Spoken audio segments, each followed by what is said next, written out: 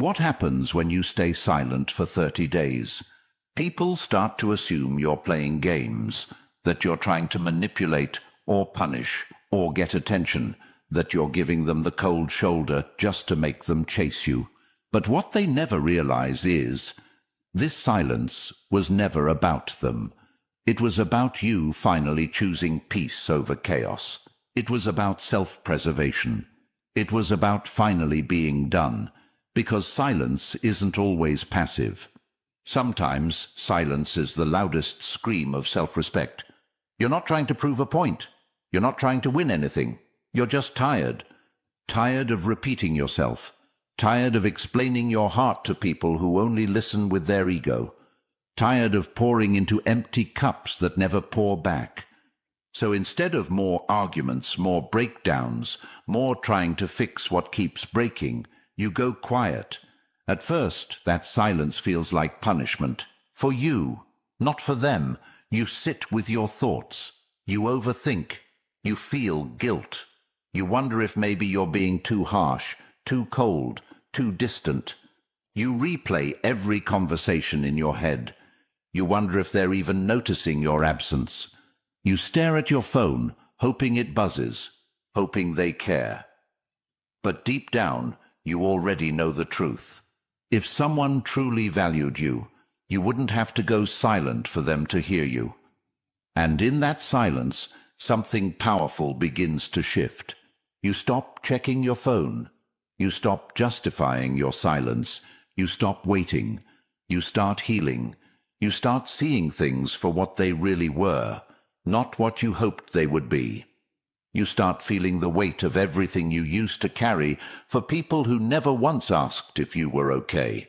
And instead of feeling weak for walking away, you start to feel strong for finally letting go. You start to realize silence doesn't mean weakness. It means clarity. It means you've learned that not everyone deserves a reaction. Not everyone deserves access. And most importantly, not everyone deserves your voice. Because when your presence has been taken for granted, your silence becomes your greatest power. So what really happens when you stay silent for 30 days? Everything changes, starting with you. Day 1 feels empty, not peaceful, not powerful, just hollow. You go silent, and nothing happens. No call, no message, no sign that they even noticed you disappeared. And that silence, it screams, louder than any argument ever could. You stare at your phone, telling yourself you won't look. You tell yourself you don't care. But the truth is, you do. You wanted this silence to make them realize something, to feel something, to miss you, but they don't. Or maybe they do, and they just won't show it. That's what hurts the most. Because they've seen you go quiet before. You'd fall back, reflect, cry, but then you'd reach out every time. You'd break the silence just to feel heard, just to feel like you mattered. And they got used to it. They stopped taking your silence seriously. They started treating your boundaries like pauses in the script, like you were just waiting for your cue to come back and play your part again, but not this time. This silence is different. It isn't about punishing them. It isn't about making them chase you. It's not a test. It's a turning point. It's the moment you finally chose yourself. No closure, no confrontation, just calm. Not the fake kind you force when you're dying inside, but real calm. The kind that comes from knowing you've had enough. And yes, it hurts. Of course it does. Day 1 isn't strength, it's survival. You question yourself 100 times. You rehearse conversations in your head that will never happen. But underneath all that noise, there's something growing. A seed of self-respect. Quiet, steady, alive. And that's where the power begins. Not when they miss you, not when they call, but when you stop needing them to. By day 3, something shifts. The silence that felt empty at first now feels alive. It's no longer just the absence of noise. It has weight, texture, tension. It's not loud, not angry, not dramatic, but it's there, quiet, constant, and undeniable. You haven't said a word, but somehow you've said everything, and they feel it. They start hesitating before they post. They open your chat, stare at the blank screen, then close it again. They check your profile more than they'd admit, even to themselves. They wonder if you're watching, if you're waiting, if you're hurting like they hope you are. But they don't reach out, not yet. Their pride still stands tall like a wall. That ego they wear like armor, it's still too heavy to take off. They tell themselves you'll be back. You always are. They don't realize this silence isn't a pause. It's a pattern breaking. And here's the part that stings. For them, and maybe even for you, they miss the control. Because silence doesn't just remove the noise. It removes the dynamic. The one where they always knew what to expect from you. The one where your love was predictable, your responses guaranteed. That control is gone now. And what's left? Uncertainty, discomfort, that gnawing feeling that maybe this time you're really done. And that's when you start to understand something deeper. Silence isn't weak. It's not passive. It's not retreating. It's powerful because it forces people to sit with what they've done without you explaining it to them. It removes their grip, their excuses, their control. And on day 3, that silence finally speaks. I don't need to prove my worth to anyone who never saw it in the first place. By day 7, the confusion creeps in like a slow burning ache. It's no longer just silence, it's discomfort. A question mark that won't leave their mind. Why haven't they said anything? Are they really done this time? What are they thinking? And just like that, the roles begin to reverse.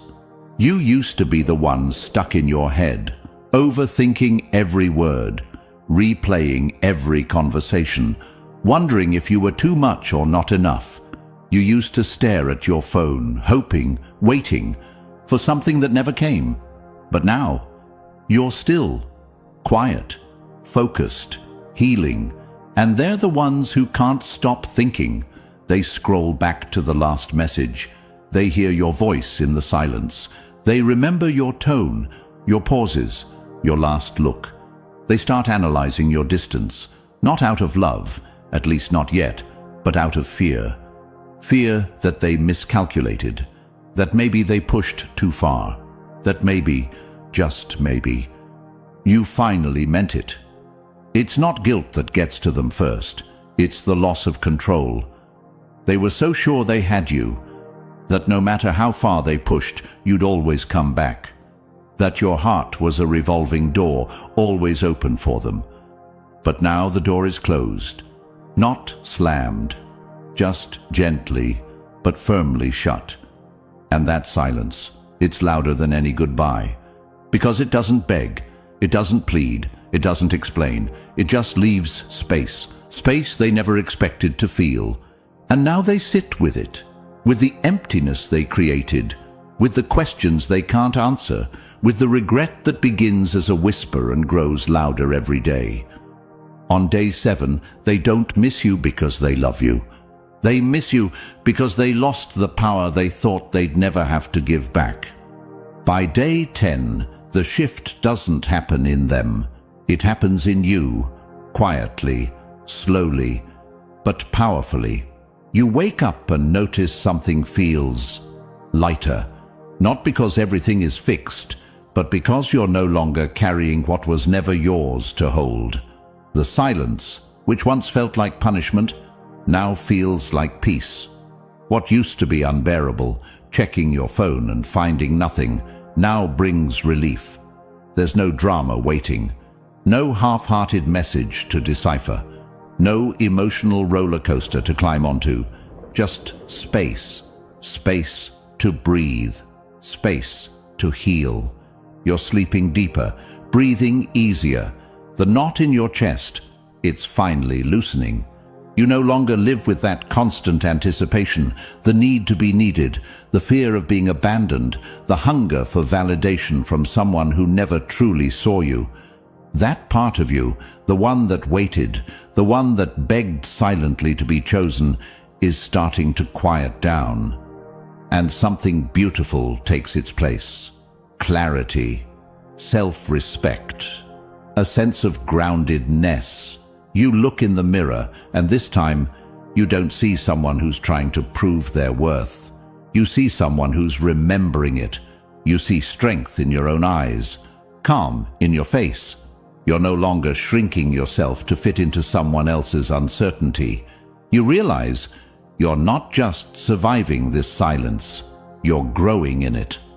For the first time in what feels like forever, you're showing up for yourself, not chasing, not explaining, not waiting, just being, just healing. And that's when it clicks. This silence isn't a void, it's a homecoming. By day 10, the silence stops being about them.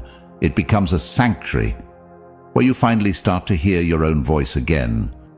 By day 14, the silence begins to burn, not in their heart, but in their ego. That's where they feel it first. Because it's not love they're missing, it's control, it's comfort. It's the version of you they had on standby, the one they never thought would walk away. You were their emotional supply, their outlet, their safe zone. You were the one who listened when no one else did, the one who forgave what others wouldn't. You became their unofficial therapist, their backup plan, their personal mirror for validation. And now you've gone silent, without a warning, without a breakdown, without a goodbye, just silence, and they don't know what to do with it. So they start testing the waters. A story post that feels oddly pointed. A song lyric that sounds a little too familiar. A mutual friend suddenly reaching out for no real reason. They post a picture, they share a quote. Something they know will hit you in the gut. Something they hope will make you react, but you don't. You've changed. You see through the games now. You recognize the bait for what it is. And for the first time, you don't bite. No angry message, no emotional reaction, no curious reply. Just silence. And that silence, it cuts deeper than any confrontation ever could, because it tells them the one thing they never thought they'd hear from you. I'm done. Not out of hate, not out of revenge, but from a place of peace. They don't feel your absence in their heart yet, but their ego is bleeding, and your silence, more than any words, is teaching them what it truly means to lose someone who always showed up until they didn't. By day 18, something shifts again. This time it's deeper. It's no longer about confusion or curiosity. Now, they start to feel your absence as a real loss, not because they're lonely. Loneliness is easy to cure with distraction. This is different. This is the weight of consequence. The sting of silence that holds up a mirror they can't escape from. See, before they could convince themselves you were dramatic, that you overreacted, that you just needed time and would come back like you always did. But you didn't. And now, for the first time, they're left alone with the truth, with the version of themselves you were trying to explain, with the reflection they never wanted to see. You're not there anymore, not to calm them down, not to explain your hurt, not to clean up the emotional mess they left behind. You're not texting paragraphs to be understood. You're not defending your heart like it's on trial. You're just gone, and your silence is echoing through every corner of the space they thought you'd always fill. They start to wonder, what if you weren't crazy? What if you weren't needy or too sensitive? What if you were just exhausted from giving, from trying, from always being the one who cared more? That realization, It's uncomfortable. It humbles them in ways they're not ready for, because it's always been easier to point fingers at you than to look inward. But now, without your voice to blame, without your presence to soften their guilt, they have to face themselves. And that's the hardest part. Because silence doesn't just speak, it confronts. It holds people accountable in a way that words never could. And by day 18, your silence is doing what your love never could. It's making them feel what they always made you carry. By day 21, the silence gets to them. Not because they've changed, not because they've had some grand awakening, but because the quiet is too loud now. It echoes. It repeats every truth they've tried to avoid. Every moment they dismissed you. Every time they thought you'd always be there. They reach out, not with apology, not with accountability, but with softness, with vague, safe messages. Hey, just checking in, or saw something that reminded me of you. Maybe even a comment on your post, something casual, like they're just being friendly. But behind those carefully chosen words is a burning question they can't say out loud. Are you still mine? They're not looking for closure.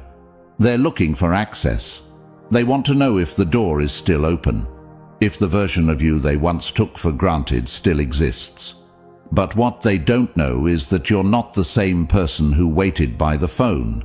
You're not the same heart that ached for a message, any message. You've changed, not into someone cold, not into someone bitter, but into someone free. You've grown in your silence. You've made peace with the unanswered questions. You stopped needing an apology to heal. You stopped needing someone else's recognition to feel valuable. The silence they feared, you've learned to live in it. And then you learned to love it, because silence gave you the one thing they never could: clarity. And by now, you're not angry. You're just not interested. Not in half efforts, not in breadcrumb conversations, not in recycled attention that comes without change. You no longer wait for closure. You became it. And their soft return? It arrives too late for someone who no longer needs to be chosen to know they were always enough. By day 25, the discomfort settles in, not for you, but for them. They start to feel something they didn't expect, the weight of your absence. Not because you're punishing them, not because you're angry, but because you've stopped giving. And when someone has grown used to your endless emotional generosity, your silence feels like starvation. They're confused, not by your actions, but by your calm. You used to react. You used to chase, explain, overthink, beg to be understood. Now, you do nothing. And that nothing speaks louder than any outburst ever could. It tells them you've seen enough, felt enough, given enough. And that scares them. Because when you stop giving your energy, your time, your care, what they're really losing is the power they held over you, the ability to get a rise out of you, to push a button and watch you respond. That's gone now. And people who are used to control, they don't handle loss well. So they try everything. Sweet messages, guilt-tripping, subtle reminders of the good times, mixed signals to confuse you, to test the waters, to regain control. But you've changed. You don't fall for confusion anymore. You don't see chaos as love. You don't confuse guilt with connection. Your silence isn't stubbornness, it's self-protection. And for the first time they realize they can't reach you the way they used to, because you're not who you used to be. And that truth, it's finally louder than your silence. By day 30, they either come back desperate or disappear completely, and both are a blessing. If they come back, it means they felt your loss. If they don't, it means your silence revealed what your presence kept hidden. They were never truly there for you. Either way, you win. Because silence doesn't just show you who others are. It reveals who you've become. This isn't about revenge. This isn't about making them suffer. This is about choosing peace over chaos, self-worth over validation, healing over history. And once you cross that 30-day mark, you'll never want to go back to the noise, because you'll see just how much energy you were wasting trying to explain your heart to people who only listen to their ego. So what really happens when you stay silent for 30 days? You don't just lose people, you lose illusions. You lose the fantasy of what could have been. You lose the addiction to being understood. And in that loss, you gain something far more powerful: freedom. Freedom from their expectations. Freedom from your own emotional dependence. Freedom from the need to be chosen. You start realizing that peace is not in someone coming back. It's in you not needing them to. That strength is not in how loudly you speak, but how calmly you walk away. That healing is not found in closure from them, but in clarity from within. You don't need to announce your transformation. They'll feel it in your absence. You don't need to prove your value. Your silence already did that. You don't need to win them back, because you already won. You chose yourself. And here's the raw truth. The people who deserve your silence the least are often the ones who need it the most, not to hurt them, but to help them realize they can't treat people like options and expect loyalty. They can't ignore your worth and expect access. They can't keep you close and push you away, then act surprised when you disappear. So, stay silent, not to teach them a lesson, but to remind yourself that you've already learned yours. Let them feel the void they created. Let them sit with the silence they never thought would last. And if they ever come back, let your peace answer the door.